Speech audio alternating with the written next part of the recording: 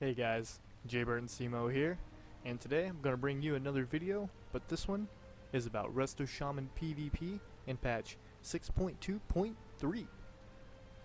Alright, so like every guide in PvP, I'm going to start off with the basics, specifically starting off with talents. Unfortunately, Resto Shamans, like many classes, don't really have too many options here. It's all almost baseline. For example, the first tier, Nature's Guardian, absolutely mandatory.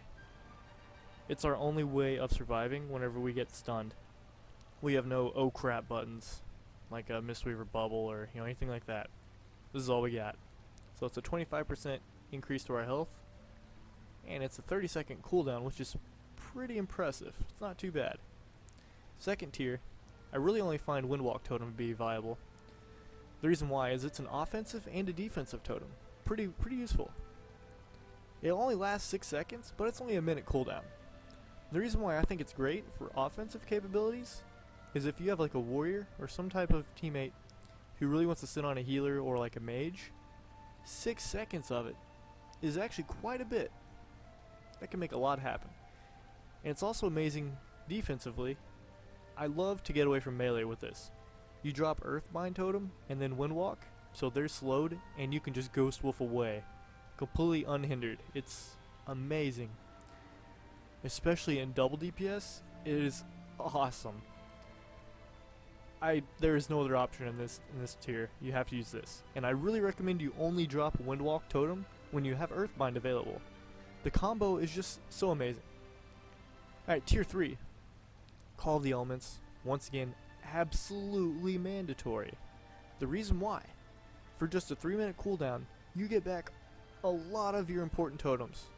For example, your grounding totem, your healing stream totem, your capacitor totem, your windwalk totem. I think I'm missing one more. There's a lot of totems to keep up with. It's so important. Oh, and tremor totem. You want to be able to get that back as well. The other two, just not worth it. This is mandatory.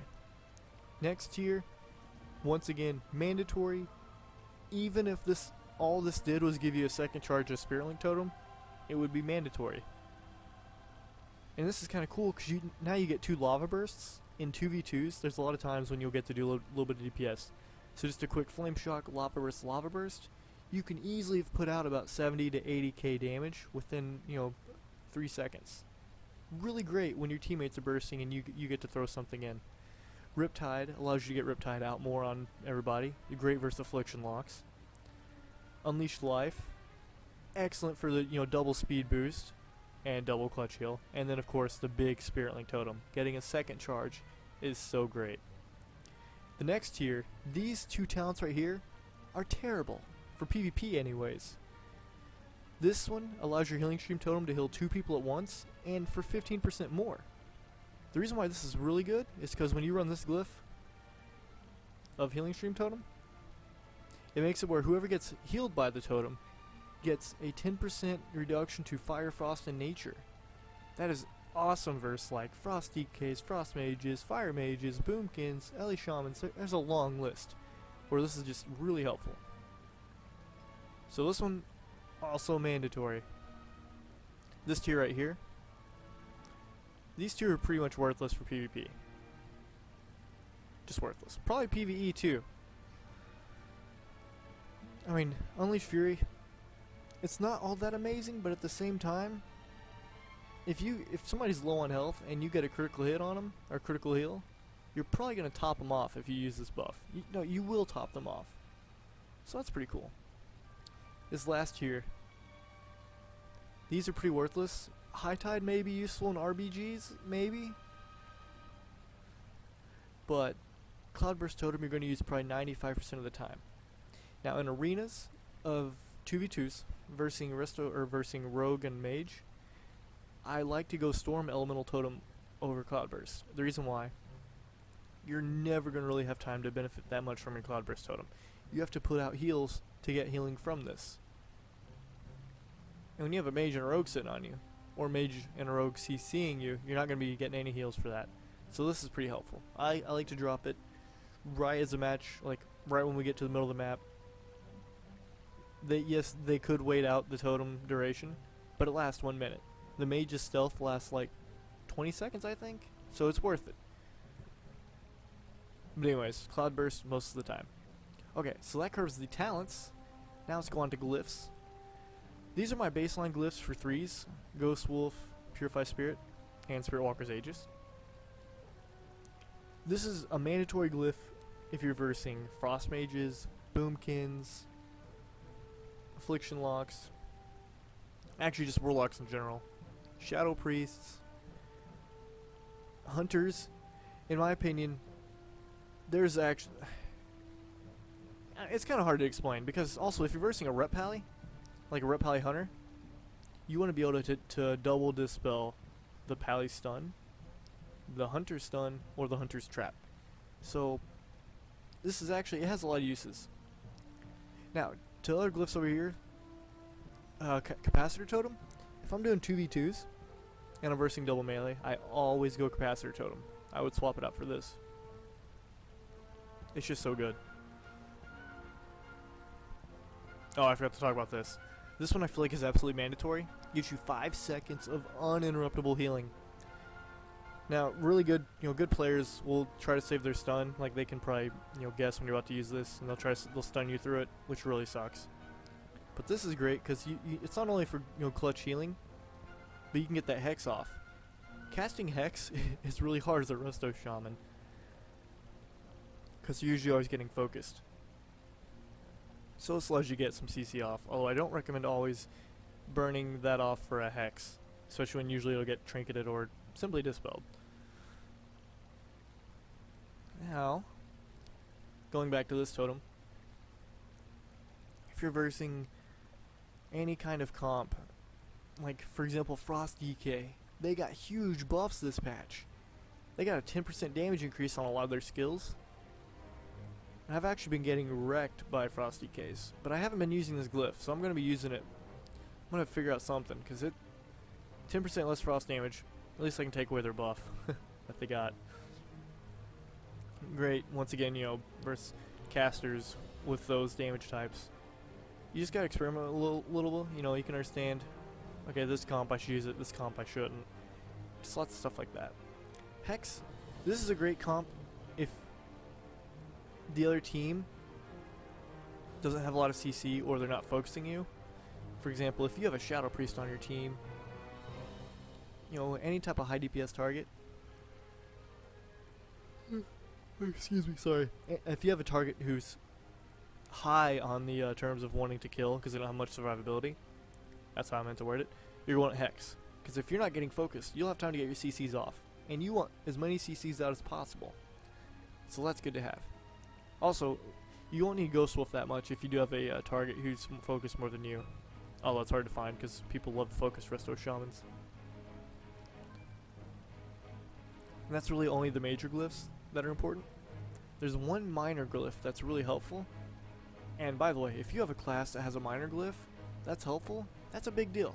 Because minor glyphs are strictly meant to be cosmetic, or slightly alter effects of spells. But anyways, so this one, Glyph of Totemic Encirclement, really nice because it helps you hide some of your important totems. For example, I want to get my grinding totem out. Oh, I just got 4 totems out. Things like that. Now obviously, for your main important totems, it's not going to really help, because like Healing Tide, very, very noticeable. It's really depressing, and it's 16k health. That's really depressing and dumb. Oh well. Okay, so that covers the glyph section. Now I want to talk about stat priority. For Resto Shamans, this can actually vary. I've seen some other high-rated Resto Shamans go with haste. I preferably don't like it because it doesn't directly affect my survivability. But versatility and mastery do. I know I have versatility on almost all my gear. Well, almost all of it. And mastery on the other bit. But I'm enchanted for mastery. This is mainly for 2v2 purposes because of dampening. If you're versing another healer into DPS, most likely it will come down to dampening.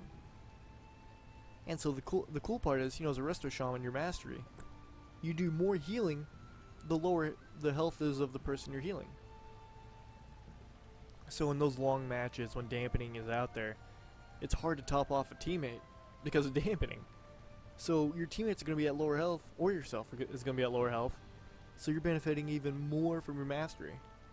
So I feel like Resto Shaman's mastery allows them to have a huge advantage in those long duration matches. So that's why I'm Mastery Enchanted. But if I start going back heavy into 3s, I think I will switch that to Versatility, because you're often focused and you want to have as much damage reduction as possible. Right now I don't actually have the 2-piece bonus. I don't care too much about the 4-piece, but the 2-piece bonus, when you dispel something, you get like 800 versatility, or the person does. So I feel like that's really important. I'm going to be switching to that as soon as I get enough conquest. And I just want to talk about the trinket real quick. Obviously, you want the versatility trinket. We don't need spirit trinkets. We don't need them. We don't that much. The only way you really in a match is if you're in 2v2s and dampening's at like 50%, or you're in a match where you're getting a lot of purges off, because purge costs quite a bit of mana. But no, we really don't need spirit. And one more thing I want to talk about before we actually go into gameplay is the add-ons. Forgot the word. Add-ons, okay. For people starting off, I don't recommend using that many add-ons, because add-ons start doing the work for you and you're not really learning. You need to be able to look at a person you're fighting and identify what ability they're using based on the effects you see. For example, a really noticeable one, when a paladin pops his wings, he literally gets giant bright wings. Really noticeable. But sometimes things are a little bit less noticeable. Like when a DK tries to interrupt you, they'll shoot out like a little blue-white smoke. Things like that. Add-ons are also great for learning. It depends on the person and the situation. There's really only one add-on I would absolutely recommend, no matter what, as a healer. That is Omnibar. The reason why this is so important is when you're versing people in arenas and you're juking, like you're fake casting juke. If they use their interrupt, like let's say a warrior, if he uses his pummel, it'll show up down here. It'll show like the actual pummel icon, so you can identify it just by looking at it, and it'll show a timer. So you're like, oh, he uses pummel, it'll be up in such and such seconds. So when pummel's on cooldown, you can just spam heals, spam and spam. It is, if you're just trying to guess when you juke somebody, you're gonna be in trouble, especially when they do get that interrupted. Bad things happen. So Omnibar is great, and the only other add-on I would recommend, which is pretty normal, is Gladius. Shows things, big CDs when they use their trinket, when it's off cooldown, diminishing returns for CCs used on them, important things. Other than that, I would not clutter your interface with any other add-ons. Just those two. That's all you need, and you'll be set.